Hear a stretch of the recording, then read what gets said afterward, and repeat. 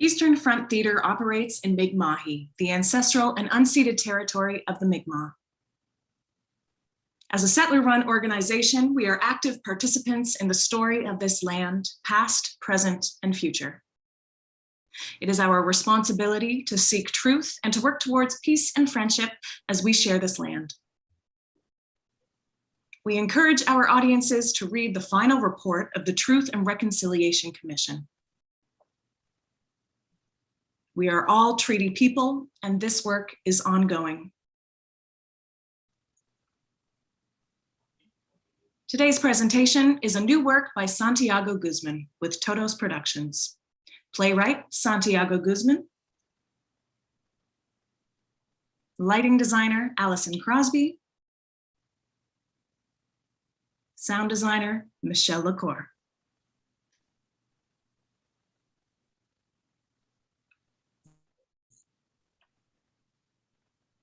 Hello and welcome to Early Stages at Eastern Front Theater. So this is a brand new festival celebrating the process that goes behind brand new works. Stages, of course, is our annual festival that celebrates work at all stages of development by artists at all stages in their careers. So we're really thrilled to have this Dead of Winter offering to really celebrate what goes into some of those early stages. My name is Kat McCormick. I'm the artistic director of Eastern Front Theater. I am a white person with big round glasses, a very expressive face, I'm told, perfect eyebrows, and very messy hair. I'm coming to you today from beautiful downtown Dartmouth, Bunamagwadi in Nova Scotia, Mi'kmahi, which is the ancestral and unceded territory of the Mi'kmaq people. Bunamagwadi means tan cod place, which is something new to me, which I love to know.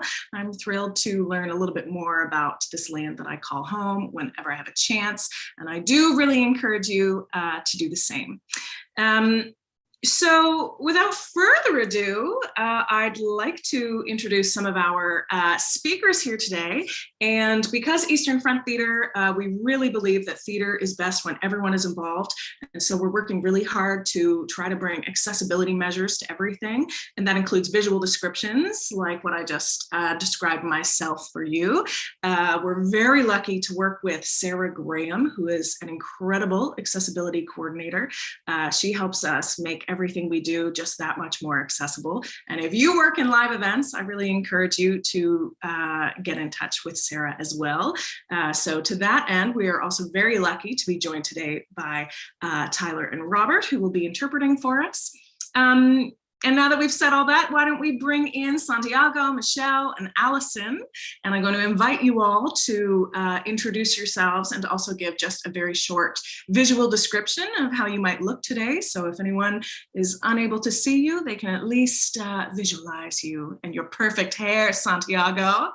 Thank you. I was going to include that in my description, but you stole the words from my mouth. Hello, everyone. My name is Santiago Guzmán. My pronouns are he and him, and I'm joining you today from St. John's, Ukdahumguk and Labrador, or colonially known as Newfoundland and Labrador. Newfoundland is the ancestral homelands of the Mi'kmaq and the Beothuk, and Labrador is the ancestral homelands of the Innu of Nitassinan, the Inuit of Nunatsiavut, and the Inuit of Nunatukavut. Right now, I'm going to make a description, and I am I was going to say middle age. What am I thinking?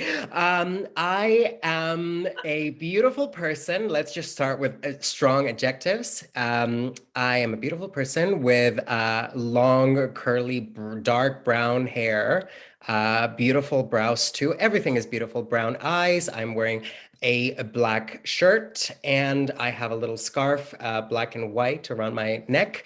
I'm standing in front of an armoire, really beautiful, and I have white walls around me. Yeah, this is me. Thank you very much. And I'm the playwright of this new piece in development. Okay, great. Santi, I'm going to pause you right there. It looks like we've created two different streams on YouTube. So Patricia, who is here secretly as our production manager. Are we live anywhere or are we talking to ourselves? You are live somewhere. Let me get that link. Just one second. I apologize, everybody. Live theater. It's all happening. That's really funny. Let's just. Right. So, Kat, do you want me to send you where it is live? Oh my gosh, we appear to be live twice. But I see myself. Great. Everything is okay. Well, let's carry on then, shall we? I just want to make sure we are live somewhere. You are live, yes. Just for some reason, our Zoom call has created a separate live stream, which I will endeavor to understand why later, but you are live, so carry on. Personality, Pat. We have to have 2 live streams. But carry on. I'm going to exit again. Amazing, Santiago. Thank you. So Santiago is the playwright of a brand new work, which is called Earn. Yes, beautiful. And to work with Earn, who else do you have on your team here with us today, Santi? Well, I have our lighting designer and sound designer, Alison Crosby and Michelle LaCour. So welcome to the Zoom stage.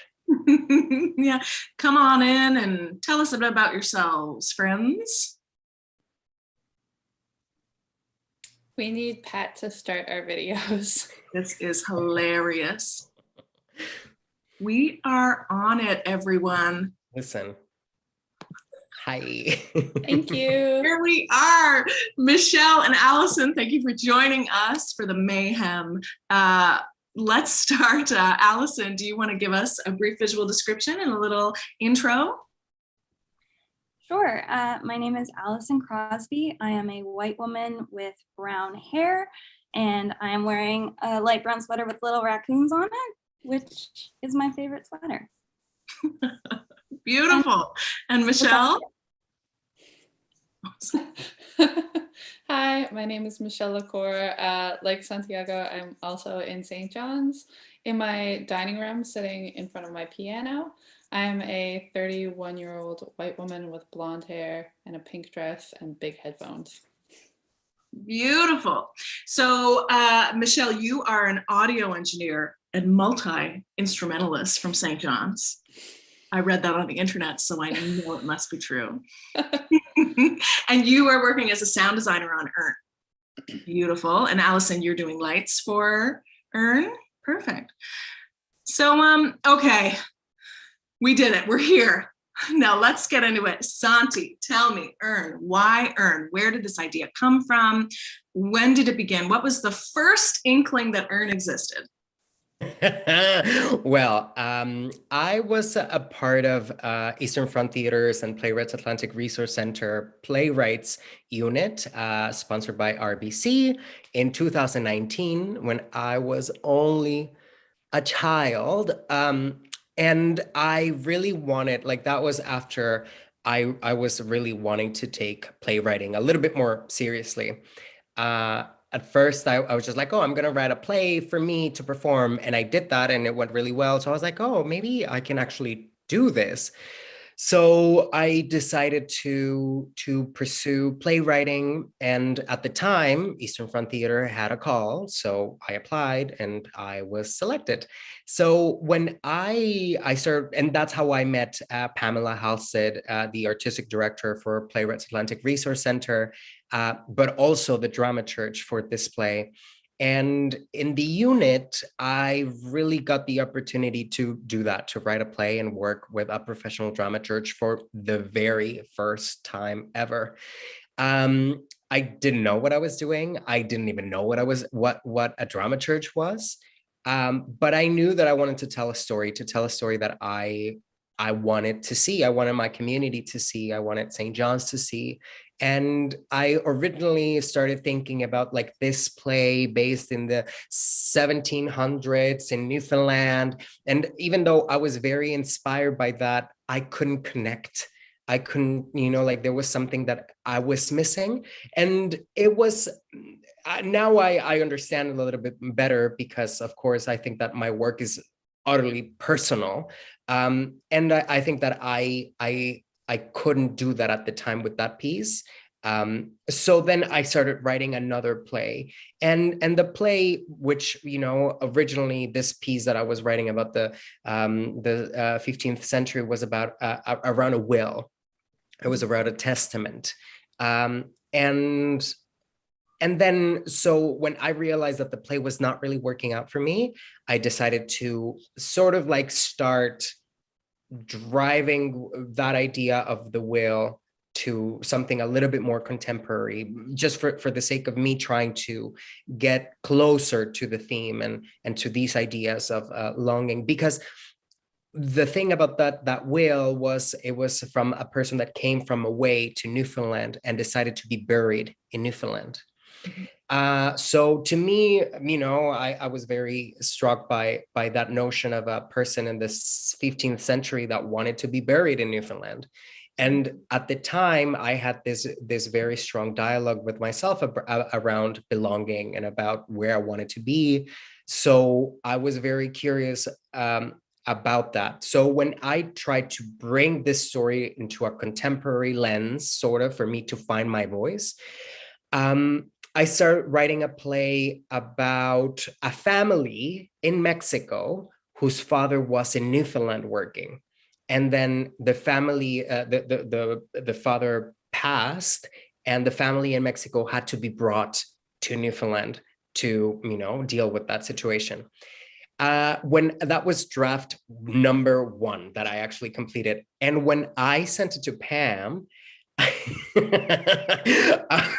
Pam gave me very useful feedback to the point that she asked, very useful questions, as a dramaturg would. But I had to stop her in the middle of the conversation and say, hey, Pam, any of this works? Like, does any of it work at all? Like, is this a play or not? Yeah. And Pam had follow-up questions. So I was like, okay, this is not working. And I was very frustrated because at the time I didn't know what I was actually doing. I didn't have like the skills as a playwright. I was just like wanting to tell a story, but didn't know how to. So then what I decided to do was, I was blocked. I was at the time, I was living in Toronto for 2 months, but I was in Toronto. And I was there for a little bit. And then I was like I was writing this play on my way to work from, my home to the theater where I was working at the TTC. I was, like writing this play, but then I was so frustrated. Pam had given me this feedback that I just didn't know how to deal with. I didn't know how to deal with her notes. I didn't know anything. So then I took a playwriting workshop at Soul Pepper with an NTS playwriting graduate, and whose name I don't remember, Chelsea. I don't remember your last name, Chelsea, but you started this all because she gave us this prompt about 2 people talking to each other, but they couldn't say more than 3 words per line. So I began writing this play with an urn in a funeral home with 2 people, 2 siblings, and these 2 siblings were pretty much the younger, the grown-up version of the younger characters that I had envisioned. So then I wrote this very striking opening scene, and I was like, I think I have something. And then from then, I started developing and really growing this story around that loss. The play Urn, it talks about 2 siblings that have moved from Mexico in their very early, youth. They are brought to Newfoundland by their mother, and by a very dramatic event. They lose connection. They don't talk to each other for a couple of years, and then they reconnect due to their mother's passing. So all of it, I think that the biggest question of the play, I think, is where is home?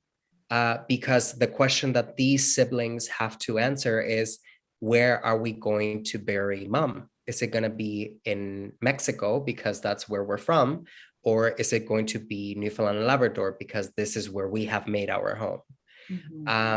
So yeah, it was really interesting for me to bring those stories together, but also to bring to local stages stories of immigrants like me that decide to make this place their home, and their struggles trying to find themselves in a community that, they don't belong at first, but like trying to create space for themselves. So yeah. Yeah.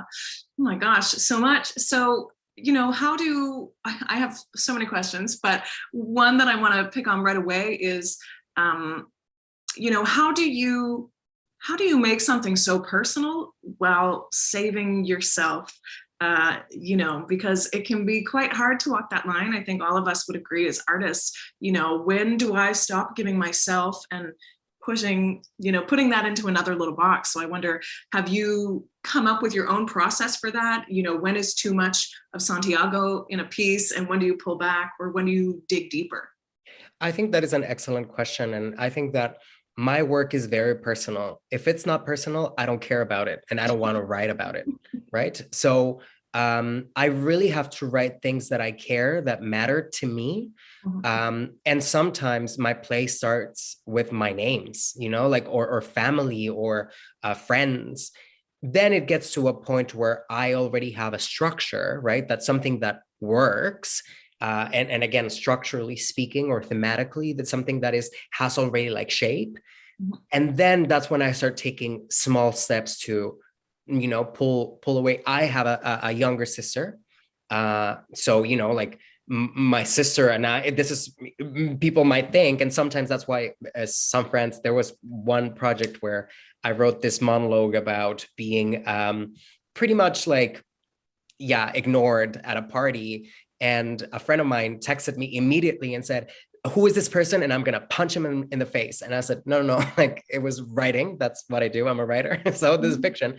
But, that happens because people think that this is actually me. But it essentially, yeah, sure, it's me, but it is not. So I am very mindful of myself and how I bring myself into the project. But in the same way, it's easy for me to say, okay, I put this thing from my life, and in the same manner, I'm going to remove that thing from my life when it gets to a point where I feel like the thing works.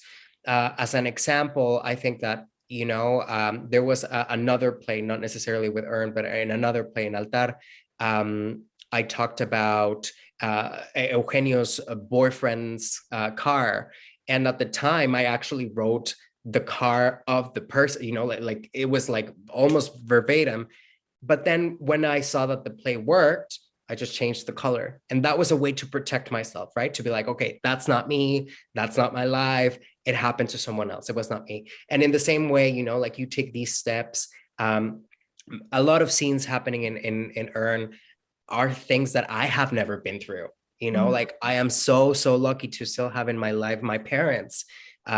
So that is one thing. So but it's finding and really being clear with yourself, that line between fiction and reality, and how much are you willing to give, and in the same way, how much are you taking back. Thanks, Santi. So you talked about when you started this piece, and when also here in downtown Dartmouth, Bunamaguari, we have the train. I don't know if you can hear it, but we're live, folks, at Alderney Landing. So I'm curious, when was that you first wrote your first draft, and what draft are you on now? Okay, great question. The first draft, I believe, like from this play that didn't work, I wrote it in December. I finished my first draft December 25th, 2019. And I said to myself that was going to be my Christmas present. I'm very intense like that, folks. That's who I am. So I said to myself that was going to be my Christmas present. So I finished that script, that draft. That was draft. I call it draft 0, like, because I don't, that it's right now I am on draft 9.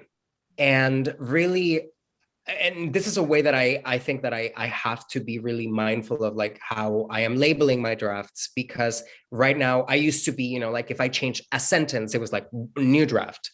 But now I am being more, you know, trying to save myself from, you know, embarrassing myself and saying I am on draft 34. But more to say, you know, like if something structurally changes, I say if I added a monologue, like something that really changes what I have already built, or I pull out a scene, or I added a scene, or that's when I name a new draft. So right now I'm on draft number 9. So this past week, which was the development week with Eastern Front, thank you very much, Eastern Front Theater and our funders. I got in with draft number 8, and I thought, okay, this is the thing that, you know, I thought it was very solid. And it was a very strong draft, but a play takes time. And that was something that I didn't understand when I began playwriting. I thought I was like, oh, 2 drafts, go on stage and sell the tickets. But I am on, you know, it's been almost 2 years since I started writing this play, and it's not finished yet. So, but this week it was like a big discovery of like really learning and knowing where I am with my work. I think that what happened this week in particular was that I came in thinking, you know, like I'm done, but I was not really done. And I was like, oh my God, what do you mean I'm not done? But the other great thing that I have learned through this play in particular is that I began writing, you know, at a very early stages of my career, my playwriting career. So, so because of that, I've made a lot of dramaturgical mistakes, some like structural mistakes, because at the time I didn't know what I was doing. Now it's been 2 years since I started writing this play. So, and in those 2 years, I have really pushed myself to like continue developing my skills and finding my voice as a playwright. So it is very powerful for me to see in my play what are my mistakes and where are they coming from, and to say, oh, this is how I fix it because this is what's happening. That, you know, something that I probably couldn't have done 2 years ago. And you know, I have learned, and I've said that to Pam, that I wouldn't be the playwright that I am today without her support, because her dramaturgical support for these 2 consecutive years has been vital for the development of the piece. So anyway, that was a long-winded answer to your question of draft 1 to 9. It is great. A perfect segue. So Pam is not able to join us today, but Pam is the dramaturge on this piece, and Pam is runs Park Playwrights Atlantic Resource Center. And, you know, if you have seen a play in Atlantic Canada, at some point, Pam Halstead has fiercely worked towards getting it to you. And I think, you know, she's got her hand in, I think, every pie in these 4 provinces. But so since we are talking about process, one more question before we head over to our design team here and then get into just full hoopla mayhem. What, for anyone who isn't part of the theater community, and even people that are in the theater community don't even know how to answer this question, what is a dramaturge? Oh, I can answer that. So, and this is something that I have learned because I do dramaturgy as well. I work for Playwrights Atlantic Resource Center. So I do dramaturgical assistance as well. And to me, my understanding of that, the process is to be, I take it always as the first audience member of your play ever. What you see, you are the audience member of that play written on the script. So what you get is really what's on the page. So your job as a dramaturge is to support the playwright to tell the story that they want to tell. So to sometimes, and that happens to me a lot, to every single playwright, that we have a very clear idea of what we're seeing in our head in terms of our play, but we are not translating or communicating that properly in the process of writing. So the dramaturge asks questions to the playwright in order for them to find that path into the story that they want to tell. The dramaturge also supports in questions about logic. Some dramaturges offer suggestions. It depends on the relationship that you build with your dramaturge, obviously. But yeah, it's some people compare it to almost like a book editor ish, but this is a little bit more involved. I feel like I have been, in labor for 2 years with this baby, and Pam has been holding my hand the entire time saying, no, push it this way, push it that way. Yeah, it's a very personal relationship with a dramaturge. There's so much trust in it because, it's your own little heart, it's your own story, and you're giving it to someone who's going to hit you with those questions and say, well, why do they say this when they said that earlier? And which do they mean? So it can ruin the illusion sometimes of my perfect piece of art, perhaps is not quite ready. So sometimes you're able to say, well, actually, I don't think that matters, but now you've made a choice. I think that's really what a dramaturge does, is they kind of ask you the questions that force you to determine whether or not you meant that as it's coming Exactly. across. Yeah. So, okay. So now you're here. You started at the beginning of this week with your 8th draft. And on Friday, you read your 9th draft. True? Pretty much. Yeah. So, and then Alison and Michelle. So you've just come on to this project, correct? So you came on this week, you saw the first read of the 8th draft. We had 2 incredible artists in, and what do you do? What do you do when you start? What is the process? So maybe let's start with Alison. So when you read a script and you're thinking about lights, what do you do first? I don't understand anything about lights. I truly have no concept. So I will be the perfect proxy here. Great. Before I answer that question, I just want to mention that I got to hear a read of this at the park retreat in 2020 in the spring. So I've been familiar with what Santiago has been working on for a while, but obviously I never was so bold to think about lighting until he asked me to take a listen to the read the other night. So I'm very excited about that.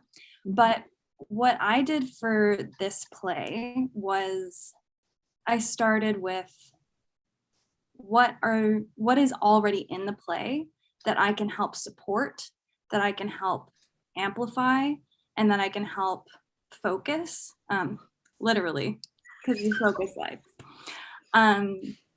So yeah, in this play, because there are 2 characters and we're seeing so much of their relationship, I thought a lot about, in the different scenes, how close they are, how far apart they feel, and how that changes, and how things like color palette or intensity or shape of lighting, especially for this show where we're not working with much of a set, like how the lighting can kind of become the architecture of that world. So that's where I start. Amazing. And so when you think of things like, there are some really beautiful intimate scenes in this piece, there are flashbacks. So, what would you do? How do you show an audience this is intimate? I mean, it's already there on the page. The actors are doing it. I mean, theater really is people coming at it from all angles to tell a story. And by the end, you think, God, this is still the same story, but now it's just augmented. It's bigger than what it was, and you're really living it.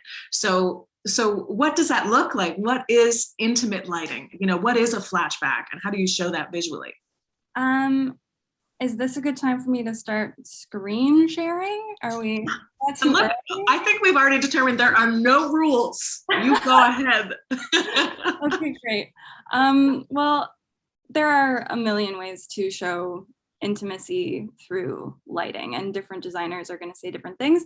And I'm sure I would say different things based on different projects. But I'll show you what I was thinking for this project. And Santiago, are you okay if I talk generally about the characters? Right. I won't spoil anything. Yes, totally. Just don't tell them how the play ends and them eating ice cream together inside a pool. That's all. Just don't say that. Okay, just let me quickly delete my photos of the pool lighting. I'm going to share my screen. Great. Oh, that's not. Can you see that? Yes. Great. Yeah, so this is usually where I start is A is color palette. So this is just very basic starting out. Funnily enough, you can see like the two worlds I'm kind of working on the left and the right. Completely by accident, the present reality is a different company than what I've used for the flashback scenes. So that's a very secret, different quality that no one will notice, but I know, and now you know as well. So in the present, there's a lot of space between these two characters in different ways as the play evolves. And so what I really wanted to play with was this idea of it feeling very expansive, and to use Michelle's word from earlier, feeling kind of lonely, even though there's only the two of them in the space together. And this reference photo I found down here, can you see my cursor? If I'm circling something, beautiful. So you can see like this actor that's standing on the stage, because this is obviously a very large space. They feel smaller than they are, which I'm interested in. And the color palette actually comes from a morgue, just because, you know, the show is called Urn, and it deals a lot with, you know, it does deal with the concept of home, but it also deals with loss and how their interactions are currently centered around that loss. So color palette wise, that was actually one of my references, even though they never actually go into that creepy a space. That was just a color inspiration for me. So you can kind of see this paler blue is a cooler blue, and Bedford blue is actually a warmer blue. So you can kind of play within those tones as scenes progress. And then for the flashback scenes for intimacy, this is actually a dance piece that I found, but is a really good example of the color quality. I color graded all of these photos so they can match exactly what I'm thinking for color palette. But what I love about this light is it's actually coming from a fully different perspective. In the present, we have these lights coming from the highest high in the theater, and these lights are coming from the lowest low. So it really feels like a shift in perspective. Yeah, this is the Mexican sun that Santiago wanted to see so badly. And you can kind of see with these on top of each other how that could be an accent light in some of the scenes that take place outside, which is also where we're seeing these textures. This texture here, dapple, what I like about this is there's a lot of dark space in there. So it really accents the beams of light that do go through this texture. And then this oak leaf breakup is a little bit more of the, a little bit more light. So layering those can kind of sometimes add to the texture. Yeah. Amazing. Those are all my photos. The end. That's a go-go. Perfect. So when you start on a project, you come up with your initial ideas, and then you bring those to the table with the director, who we also happen to have here, Santiago Guzmán. Will be moving into the role of director when this becomes a full production, ideally later on, who knows where. But so Santi, you would take something like that, and I know you haven't had a chance really to talk about this yet. I think, correct me if I'm wrong, you just brought this to Santi today. you finally have brought these ideas to Santi. Is that correct? We have been having several conversations throughout the week, just so to check in that we are on the same boat. Yeah, Alison, do you want to? Yeah, I basically just, I think our first chat, I just was clarifying details on what the scenes really meant to Santiago and what he felt were the things that he wanted to see highlighted, just to get a little bit better of an idea of the overall vision. And then I took that combined with the reading that I heard, and I started coming up with reference photos, color palettes, textures, as I just showed, and I kind of described them first to make sure I wasn't totally going in the wrong direction and wasting all of my time. And then I found the references to kind of illustrate what I was thinking. Beautiful. And then Santi, as a director, you come in and you say, yes, absolutely, or actually, I'm feeling this way. And then it becomes sort of a back and forth. And I'm just wondering, sort of, what level are you at already at this point? I know you're in the early stages, but how much of that conversation have you been able to have? I think that we really talked about, as Alison mentioned, like the things that I felt like were important to be highlighted through both lights and sound. I think that from my perspective, there were things that I were like, perhaps images that I was like, I would love to see this. Is it possible, right? Like, or just planting you the seed that because the thing is, like, most of this happens, and that's one thing to note, is that these conversations usually happens when we're actually rehearsing the piece. So we are like way ahead of rehearsing. But I felt like it was important to bring the designers into the conversation so that then because as it was mentioned earlier, this production is very small in terms of like production. So I think that even though this is a two-hander, two characters on stage, their scene partners will be the lights and the sound, so to complement the whole picture. So that was really important to me, to talk about those things that I felt like, okay, Alison, like, I see this is the image that I have in mind. This is the feel, this is what I'm thinking, especially as we have mentioned, the play goes a lot between the present and the past. And like, one of the things that we have tried to do is to really stress the difference in the emotional state of the characters in the present from the past, and that really beautifully translates with the lighting that Alison is proposing. Mm-hmm. Lovely. And you do say that you're so far ahead, and it is true. Usually a theater production, you show up on day one and you've got 2 weeks to sort of think this through and hopefully try to find some production meeting time to actually discuss what everyone's working on. And then there's like this total mayhem of a tech weekend where everyone overworks for 3 days solid, and you slap it all together and you hope that it works, because if it doesn't, there isn't really time to change it.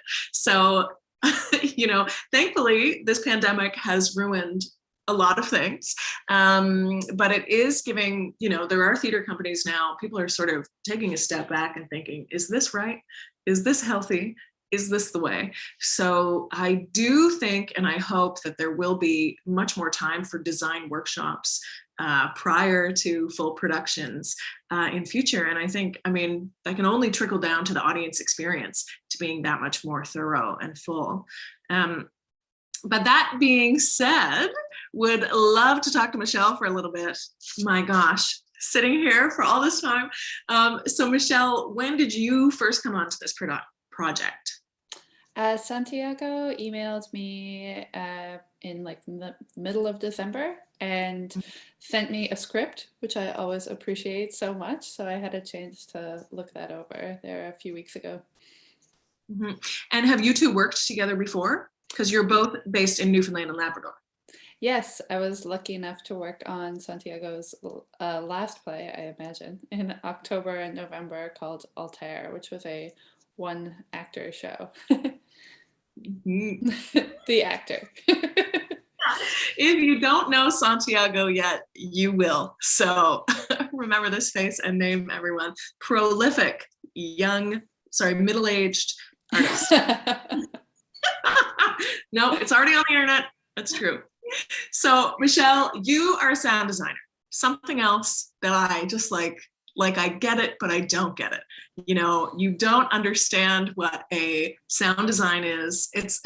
Sound and lighting, I think, are both things that you almost don't notice a great sound design. You feel it. You know, you don't notice great lighting. You just felt the whole thing. So what is that like to make something that augments a piece, and how do you start?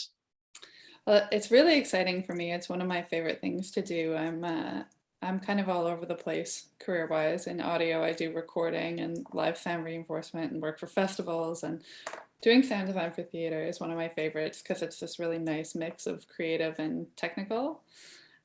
So luckily I had worked with Santiago before, so I kind of have an idea of what might work and what might not. But the first thing I do is read the script and go through it and just take a bunch of notes on what I'm thinking might work in different places. In my mind, in theater, there's kind of like three main aspects to the sound design. One, because all of the plays that I've worked on have had really sparse set design, these kind of like Foley sounds, like doors opening and closing and like clocks ticking, and just anything that's gonna like serve to augment the scene and like really cement what's happening for the audience. When I met with Alison earlier, it really seems like we're on the same page about a lot of things, and thankfully, and one of those is just always trying to like serve the work and build up the work with the design. So that, and then sound effects. One thing that I love about Santiago's writing is this kind of magical realism. It's the phrase that he used. So in this, that's exemplified through like the transitions between different time periods. In Altair, it was this one actor kind of morphing into other characters. So it's really fun to play with that element design-wise. There's a lot that can happen. In this play, it's also very, well, I won't give too much away, but the acting that triggers the transition is really fun, and Alison and I both are enjoying that. And then there's the other thing to consider is if you're gonna put like music within the play, and in this one, where there are kind of like long monologues, Santiago and I were talking about having some underscoring, so just subtle musical numbers in underneath some of the dialogue. So it's all just really fun, really exciting. It is a fun script. I mean, it'll still rip your heart wide open, but it also has some really beautiful and kind of hilarious, charming moments, which true to life, you know, that's why we're all here. So I wonder the difference. So when you're talking about these transitions and the compositions that will play under that, you being a multi-instrumentalist, will these be of your own working, or will you be drawing from, you know, will there be Elvis music playing? You know, where do we, where are you sourcing? Yeah, when we're it depends. So there's like a party scene in this play, and so the music that plays during the party is really drawn from what the characters or the background characters that you don't actually see represented on the stage, like what they would have been listening to. As far as underscoring goes, that would be original music for sure. Mm-hmm. And so the work, you know, like at the party scene, you know, where does that music come from in terms of, is that something that Santi, you're writing as the playwright, or is that something that you're taking ownership of as sound designer, Michelle? You know, where do you come to an agreement on those sorts of things? It's the collaboration and the process I'm always curious about. Well, yeah, Santiago made suggestions for a couple of those songs at the party that work really, really well. So I'm more than happy to go with those. And I'm sure if I was ever like, this isn't working for me for whatever reason, like we would just have a conversation about that. Perfect. Yeah. So I know today that you had a little mini production meeting and you were going over some of your work. And so I'm wondering, is there anything you would share with us today? Sure. Yeah, I'll share my screen here now. Share computer sound. Yeah, so this is my QLab session so far. And would you, now, going to pull you right back, can you explain a little bit about what QLab is and like what are we looking at, and perhaps even a little description? Absolutely, yeah, I'll do a description. QLab is software for running queues. Those can be audio queues, video queues. I think you can even do lighting queues and live camera queues and everything. It is free, so if you are interested in design, download it and play with it because it is very powerful. So what I have done, and it's a dark screen with a bunch of like green squares with text in them.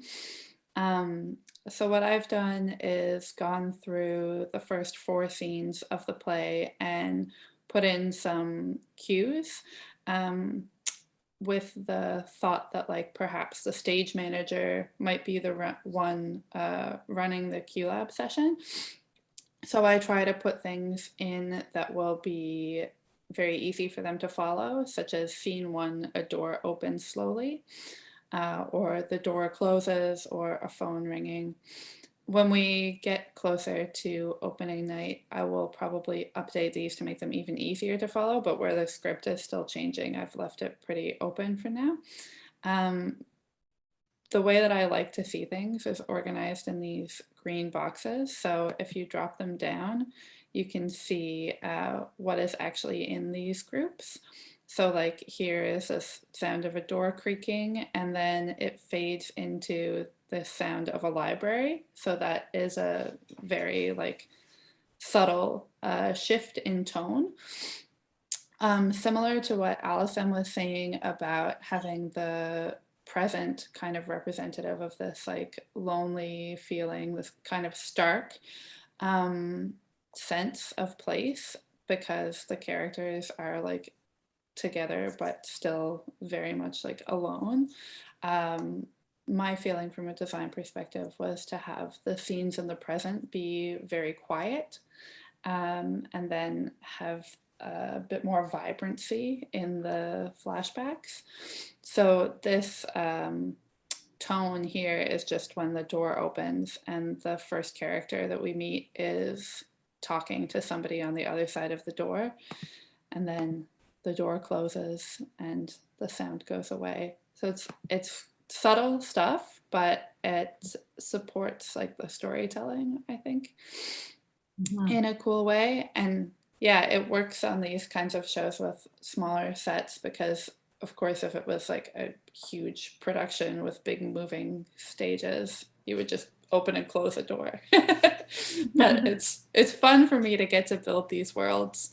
And then down so you can see there's like scene 4 is the party scene. There's like lots of cues in there, and each of these, oops, that's the wrong one, sorry. And each of these has like a fair number of things happening in them. And then at the bottom, these are some examples of what I might use for the transitions. So I won't spoil what Alison is thinking about for the lighting transitions, but there is kind of like a moment that indicates that we're transitioning between the present and the past. So I've started out with these sounds of like someone flicking a glass or like a crystal goblet or something, and played with those. Yeah, you'll hear it. I'll just play it now. For the description, there's a lot of like different delays and reverbs on these sounds.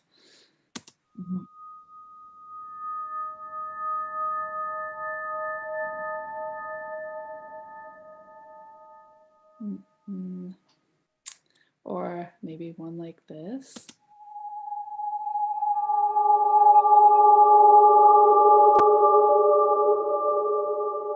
I try not to go too space alien with them, but and then these ones down here are a singing bowl, and again I've changed those up with all my various plugins and exciting delays.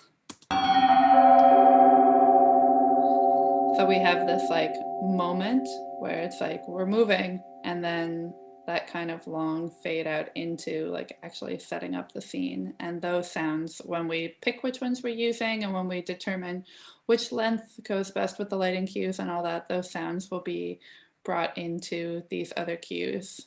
And it'll just be one click of a button and everything will start going, hopefully. Yeah, that's always the goal. Speaking of the mayhem of a tech weekend, you know, suddenly that's when the poor stage manager who's been running all of the rehearsals takes all of these things, puts them together, and then with their script with a million sticky notes in it, has to determine exactly when to hit go or when to call go if there are operators. It's just such a magical thing. And it's, I thank you for letting us look into your Q lab. It feels like an intimate thing for a designer. I'm curious about when you look to the future. I guess the thing about designing and making art in any way is that as long as you have time, no one is ever like, and that's perfect. So I wonder, is there much in there now that you would think is going to exist in the final product? Or is this a thing where you've got sort of placeholders for now, and then later we would hear sort of the final product? I would say that quite a lot of this will probably make it into the final show, hopefully. Again, I think part of that has to do with Santiago and I having worked together before, so I do have an idea of what he likes. But I also I find it's really important as a designer to not be too precious about your work. So I think I've said to Santiago 4 times, if you don't like anything, don't hesitate to let me know. I'll delete it. I don't care. I just want this to serve the play as best as it possibly can. Yeah. So I have a question for Santiago and Alison in terms of, when you hear that. So Alison, you've been planning these lights solitary, and now you hear the sound, and then do you think, oh shit, I gotta go back to my lights and change it now that I've heard the sound?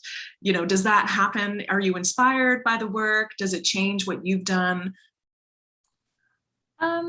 In this particular case, I think partially because the script is very clear and partially because we were both having conversations with Santiago, we really clicked into a similar vision. So already the lights and sound are working in harmony, which I love. But yeah, just hearing some of those sounds, I start seeing what my lights are. And because we're already on the same page, luckily it's more building on my idea.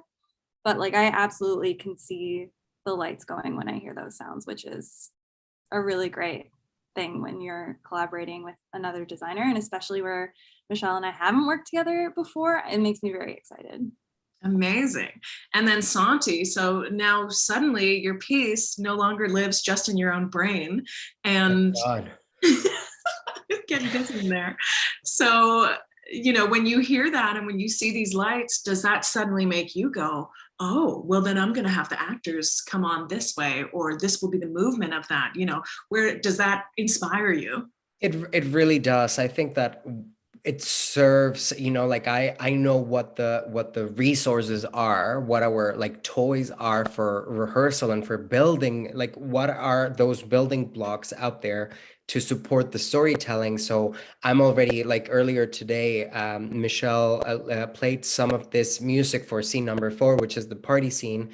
And I was like, okay, but this is what's going to happen. And, so I really wanted to place the cues in the story, right? So that is very, very, very exciting to hear that. And with the lights, same thing, like, okay, how can I play with, height, as Alison was talking about, especially that serves the storytelling. So it doesn't like change for me the story, but it, as a director, really gives me an idea of like how I can tell this story with these, these elements. The one thing that I really, really like about working with Michelle, and that was so helpful when I was working with her in the past, was that for my other show, it was a one-person show, and it was only me on stage for an hour. And Michelle gave us like most of the sound cues for rehearsal.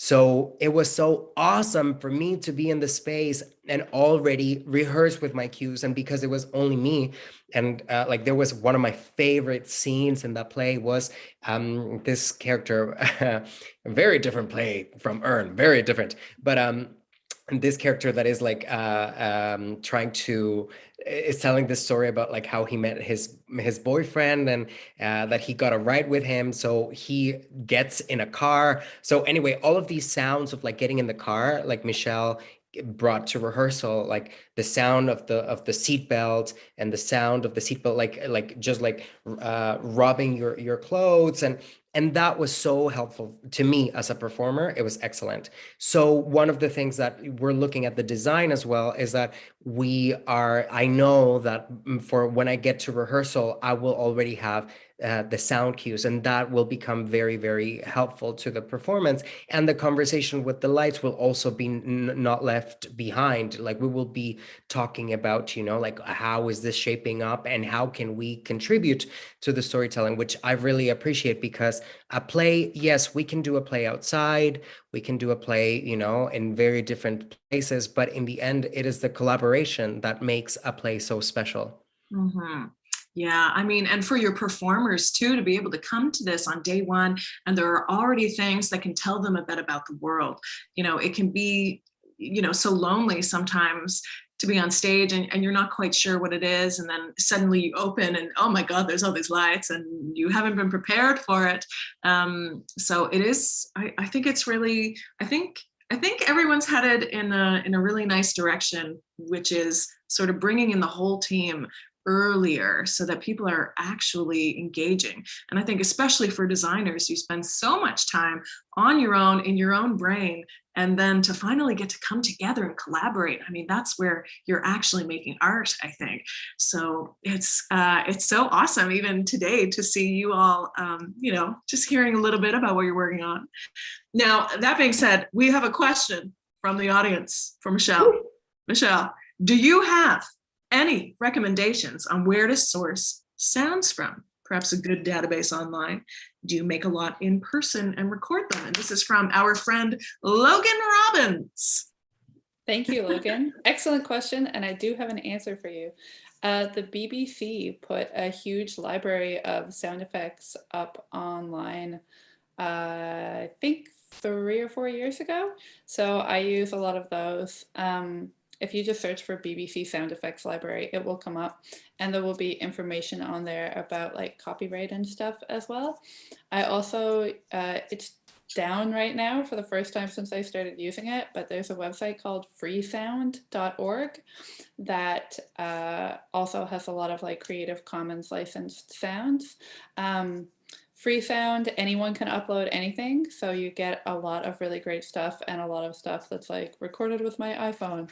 So, some free sounds are better than others, but those are the two places where I source a lot of my Foley type sounds from. And then for the sound effects type sounds, I'll usually start with something from there and then use whatever audio software like Logic or Ableton or Pro Tools, like whatever you happen to use, even Audacity, which is free, to mess with the delays and the reverbs and like do some EQing and just make everything sound a little otherworldly. Awesome. Well, I hope that answers your question, Logan. I do think, I figure that in like 100 years, people will look back and they'll call this time like the digital renaissance. And like, that's the period we're living through, or like the internet age. But I think, like, correct me if I'm wrong, I'm just making stuff up at this point. But as far as I understand it, like up to like 20 years ago, if you wanted sound effects, you would have to like call the CBC and ask some guy to like go look around in a like a physical, and then like pull the tape of like a door shutting and come in, make a copy. I believe it used to be much more difficult. So it kind of is amazing that this is where we're at now in the digital renaissance. You heard it here first. And it was very like cost prohibitive as well in the past. Like one of my colleagues who is like of my parents' generation, he has a bunch of CDs, like I think it's like the Warner Brothers Effects Studio or something, and it cost a lot of money to buy all of those CDs, and you have to pull one out and put it in the drive at a time. Like, I don't know that I'd be in this career if that was. But there's something so fun about that. There's, like the Wilhelm scream, that's sort of this one scream that's been in every movie you've ever heard. Like, once you start to pick up on sound effects, you realize, oh my gosh, it's all the same sound effect. Until now. So my friends, here we are. We've been chatting for about an hour now, live on the internet. And I'm just so thankful that you all joined me here today. I'm so excited about this piece. I can't wait to bring it to audiences around Atlantic Canada at some point here. But I just wanted to open it up to you. Is there anything else that, if there's anyone listening at some point, how do you start? If you have any advice for people that are just curious about like, yeah, how do I write a play or make sound or, work with lighting? What are the best first steps, the early stages perhaps of starting a career in something like that?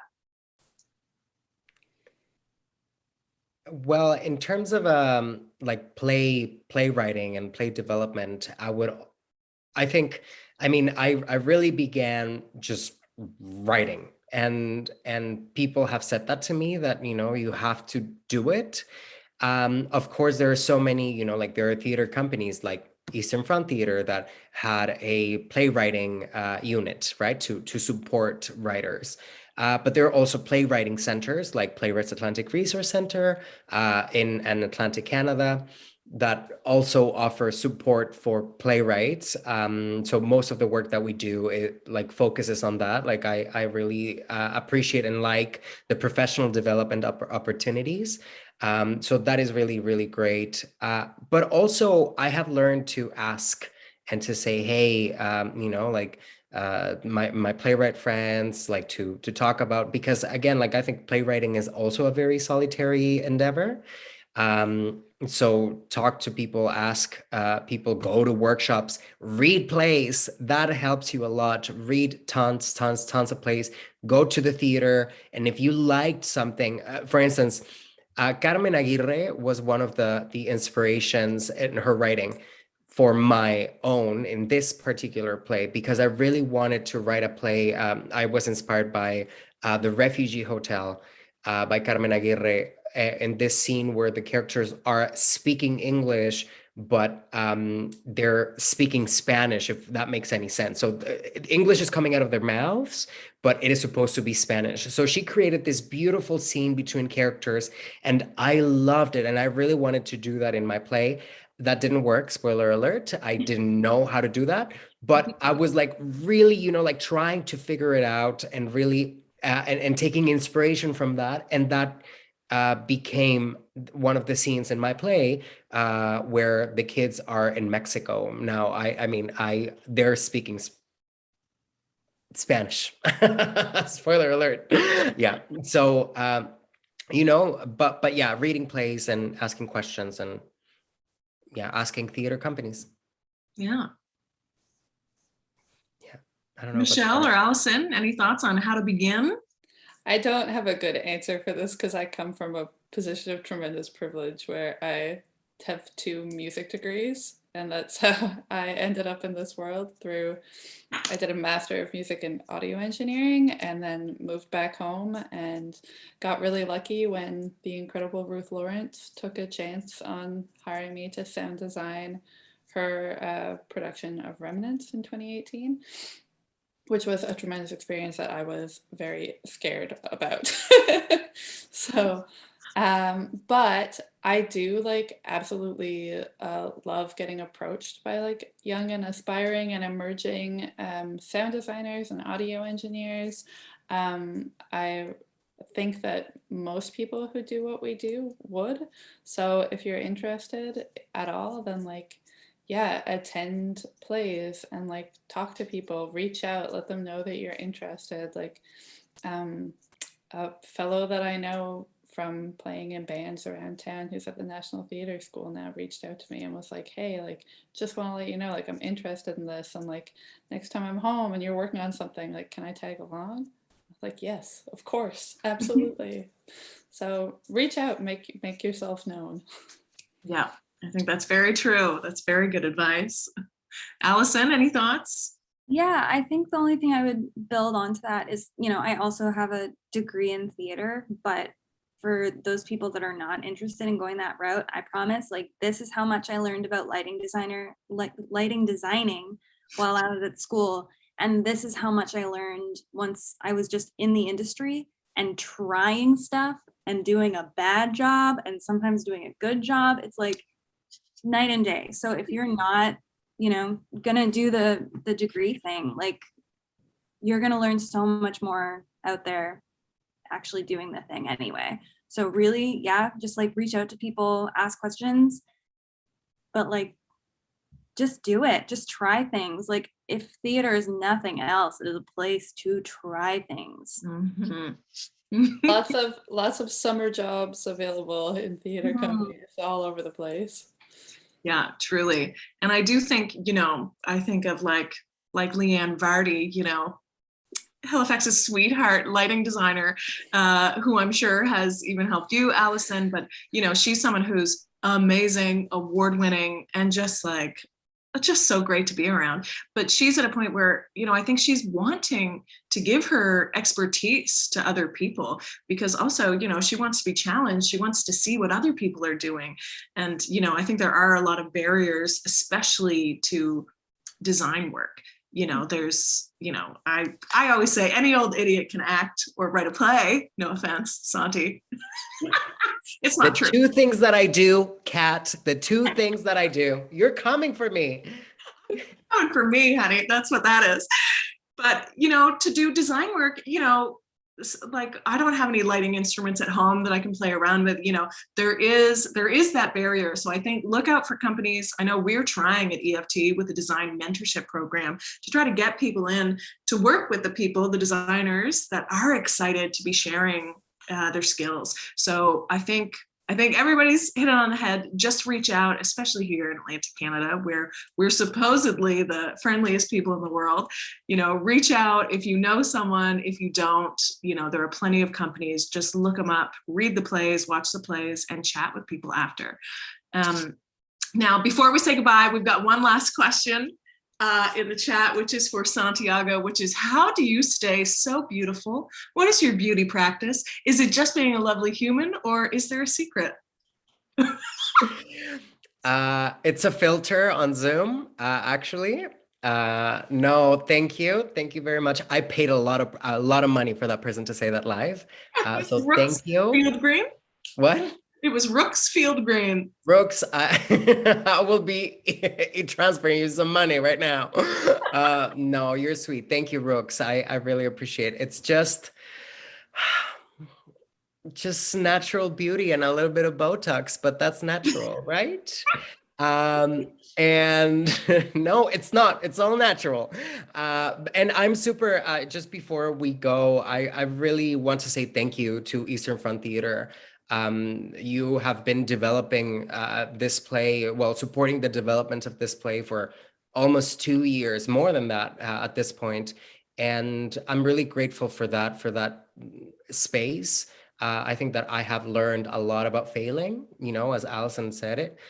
And I'm really grateful for that. I'm grateful for this week. Not every single person has that access to, like really focus on writing and bringing to amazing actors, Alan Dominguez and Monica Garrido, to come read my play. Like, these actors are amazing.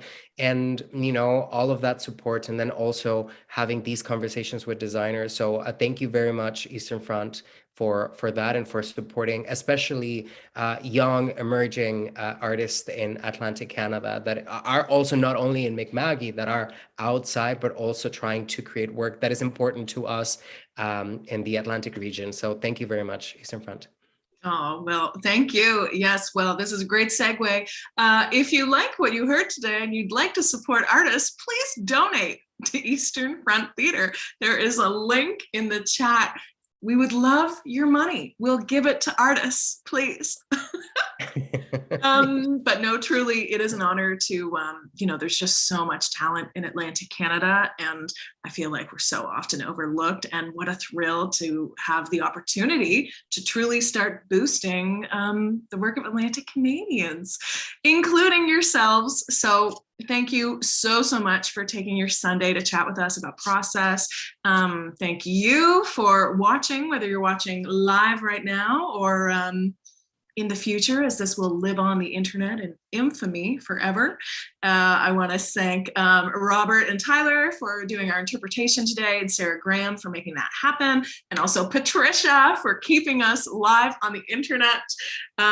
Thank you so much. Cannot wait to see Earn when it finally graces a stage. Thank you very much. And do not miss the other presentations happening in the month of January. Rooks is also having a play in development that I am very excited about. And I Am the Cheese as well. I forgot the playwright's name, and this is so bad of me. I know. Well, and what's funny is that I should be doing this. Handing it over to Kat. Oh my gosh, thank you so much. Yes, please join us next weekend. Next Sunday, we will be doing a double whammy.